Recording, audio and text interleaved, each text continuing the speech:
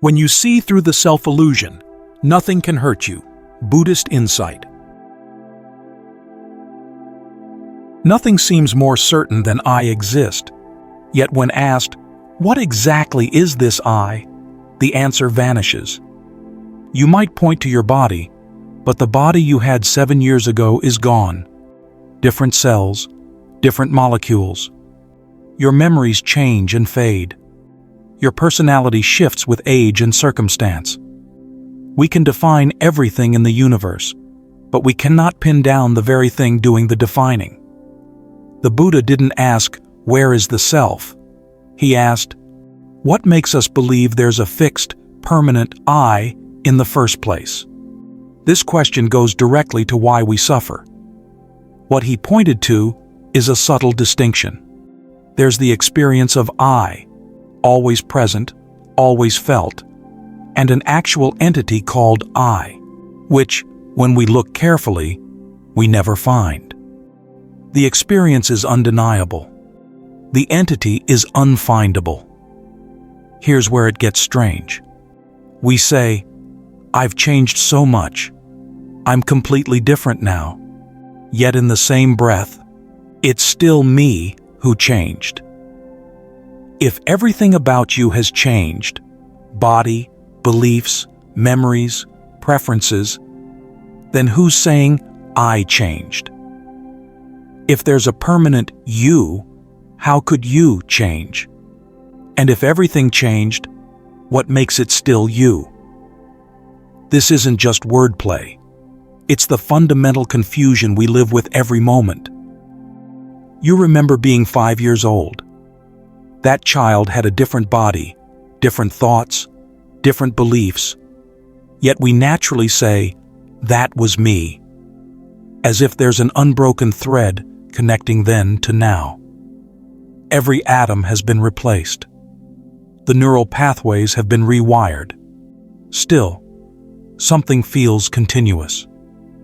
The Buddha revealed we're mistaking two different things: a continuous flow for an enduring entity.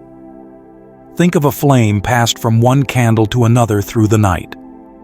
We say the same flame kept burning, but each moment required new fuel, new oxygen, new conditions. The flame at dawn shares no molecule with the flame at dusk, yet we recognize a pattern of continuity. There's connection without sameness, continuation without permanence. We are like this. A stream of experiences arising and passing based on conditions, never the same moment to moment, yet maintaining a pattern.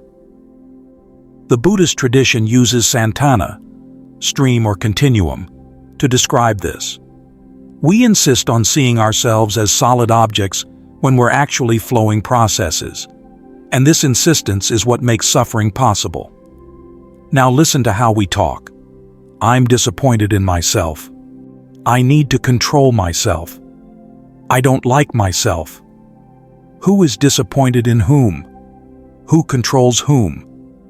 If there's one I, how does it split into observer and observed, controller and controlled?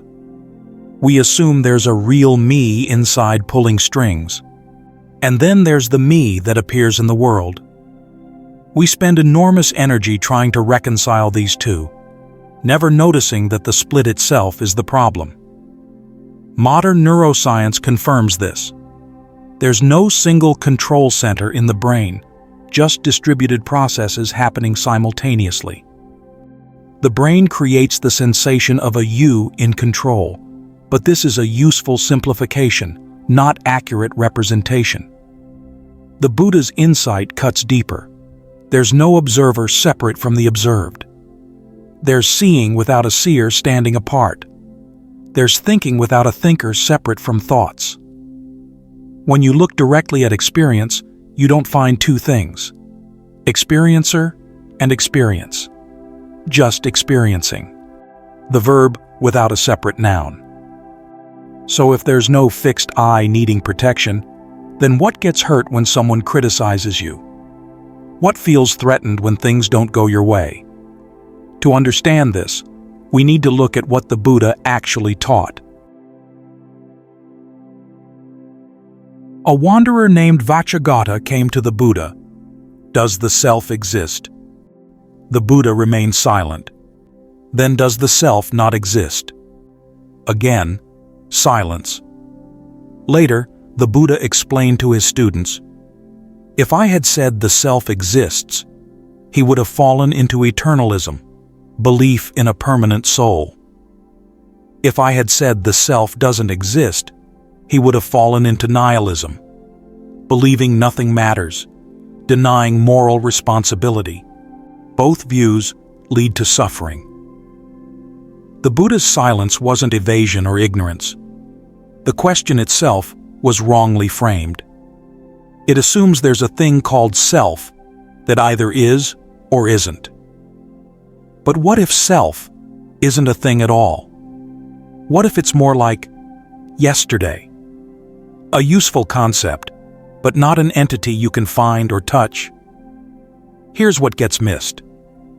The Buddha wasn't primarily engaged in metaphysical debates.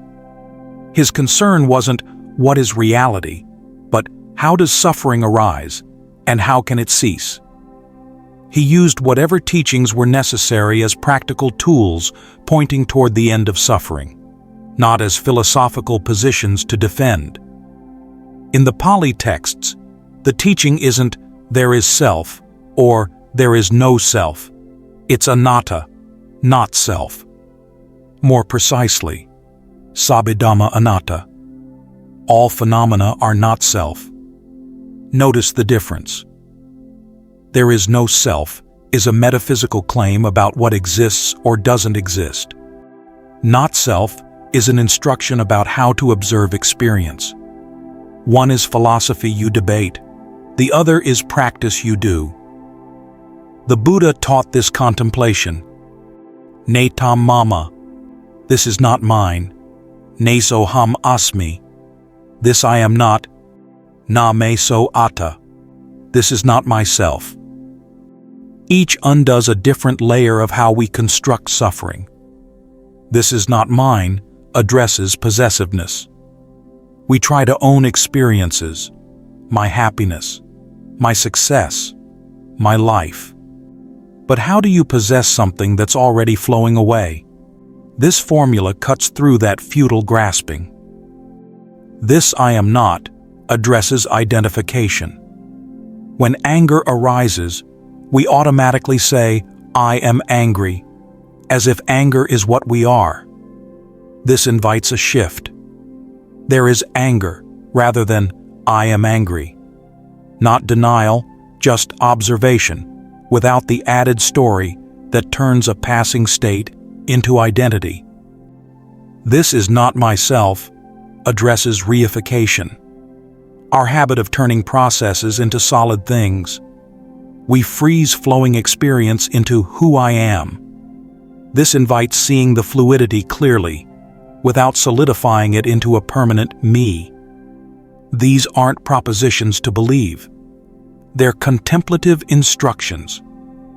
When practiced, they reveal something directly. They're methods of seeing, not doctrines to accept. Here's the key. Anatta applies to all phenomena, not just people. Nothing, not thoughts, emotions, objects, ideas, beliefs, has inherent, independent, permanent self-nature. Everything arises dependent on conditions. Everything changes.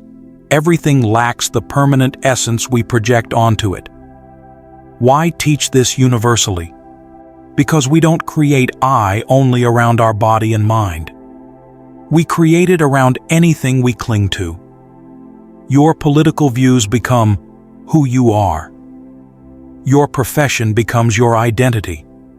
Your opinions, relationships, possessions, all can become extensions of self.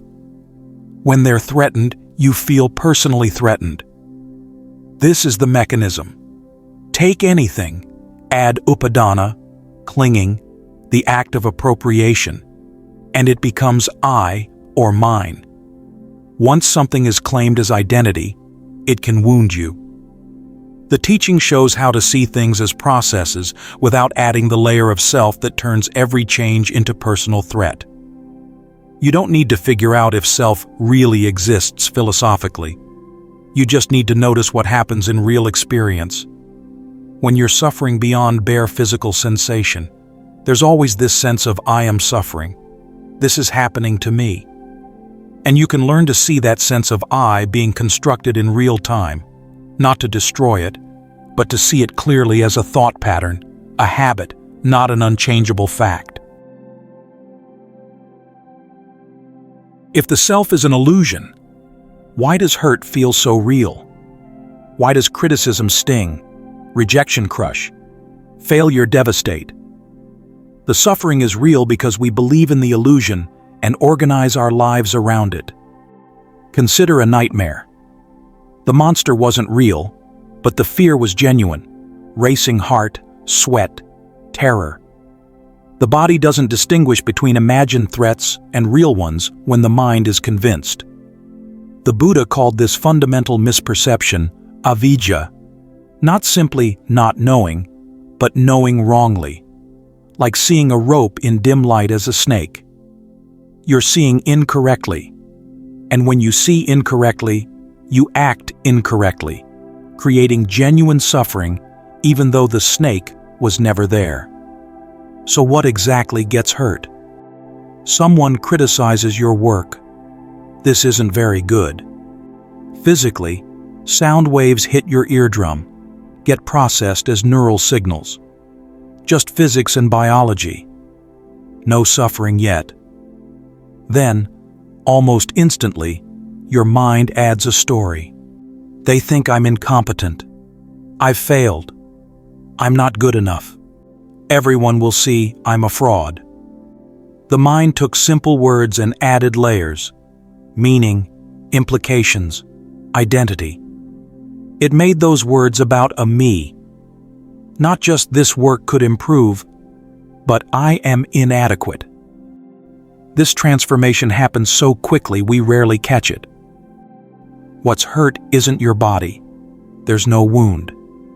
Not even the emotion itself. Disappointment alone isn't suffering.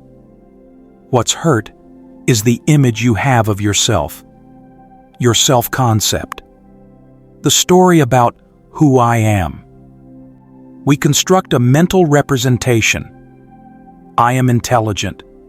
I am successful. I am a good person. And live as if that representation is us. We defend it, promote it, prove it constantly. We've created an identity and sent it into the world. This construct can be damaged, criticized, rejected, proven wrong. When it's threatened, we feel like we're threatened. We've forgotten it's just a concept.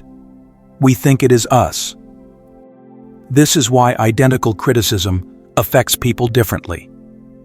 If you haven't invested identity in being a talented writer, then your writing needs work is just useful feedback. But if being a good writer is core to your self-image, the same words cut deep. The difference isn't in the words, but in how much of your identity has claimed that territory. This brings us to upadana, the act of appropriation, of making something me or mine. Not just holding things, but claiming them as identity. The Buddha described 4 types: clinging to sensual pleasures, to views and opinions, to rites and rituals, and to the doctrine of self itself. All 4 construct and reinforce I. When you cling to a pleasure, it becomes my happiness, what I need to feel complete. When you cling to a view, it's no longer an idea worth considering, but my belief. Attack this, and you attack me. When you cling to a practice or achievement, it becomes who I am. Here's the pattern. You take any object, idea, relationship, or quality, and through clinging, you weave it into your identity. Once it's part of your identity, when it's threatened, you feel threatened. When it's criticized, you feel criticized. When it's lost, you feel diminished. This is how illusion creates real suffering. There's no actual fixed self being damaged. But there's a psychological structure, the self-image, we've spent our lives building and defending. That structure can shake, crack, collapse. And we experience it as catastrophe, even though what's collapsing is only a story we've been telling ourselves. The Buddha saw this clearly. Suffering arises from the collision between impermanence, everything flows, and clinging, our desperate attempt to make things permanent, including ourselves. It arises from the gap between how things actually are and how we insist they should be, all organized around me. When you see this mechanism in direct experience, something shifts. You notice the exact moment when an event becomes about me. You catch the mind in the act of appropriation. In that seeing, there's already loosening. You've stepped back enough to observe the machinery operating. This is the beginning of freedom. Not freedom from pain. Pain is inevitable when you have a body. But freedom from suffering, from the psychological anguish we add when we take pain personally. If there's no fixed me, what actually changes? It doesn't mean becoming invincible or emotionally numb. What shifts is something more subtle. The key is in the word you.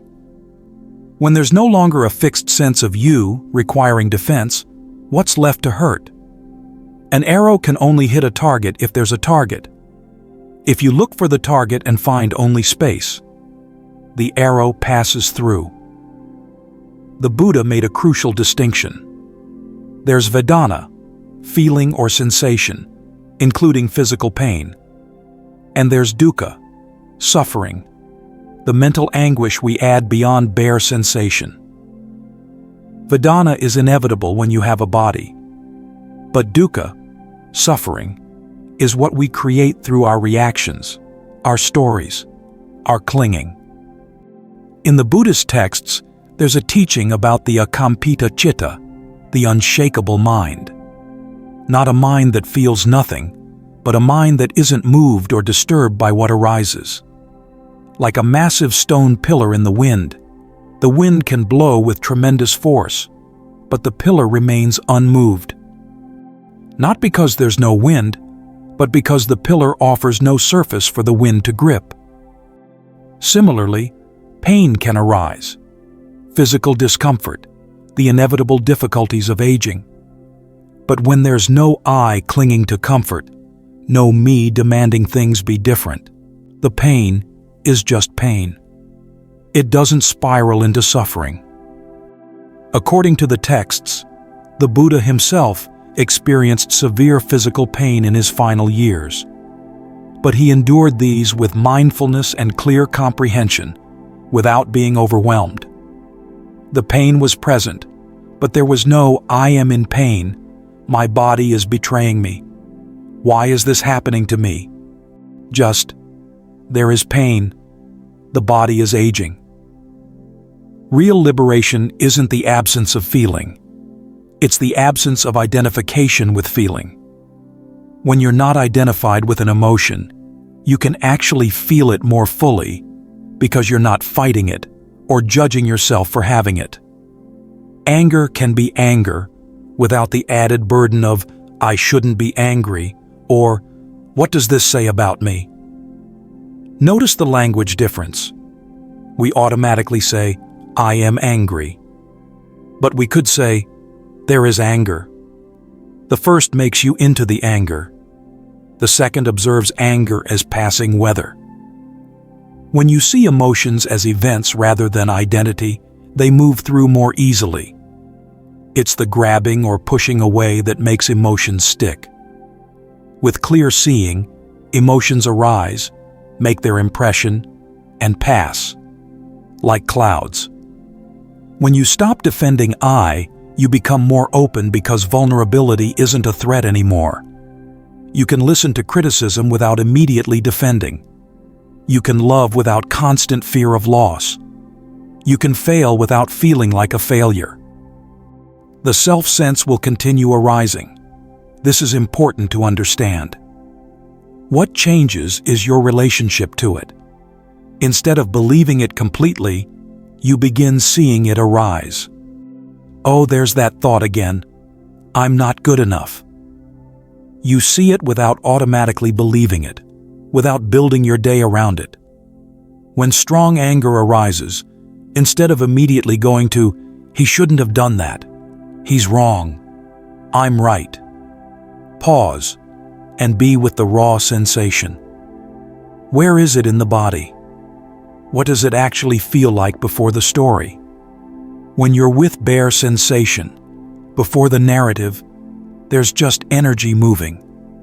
The suffering comes when you add, "He was wrong, I am right. This shouldn't have happened." This is what it means to live without a fixed self. Removing the lens that turns every experience into a judgment about me. The Buddha's final words were, "All conditioned things are subject to decay. Strive on with diligence." Even at death, there was no, "I am dying. This is the end of me." Just clear recognition that this body, like all conditioned things, arises and passes. The one who might have clung to it had been seen through. This is the possibility when you see through the self-illusion.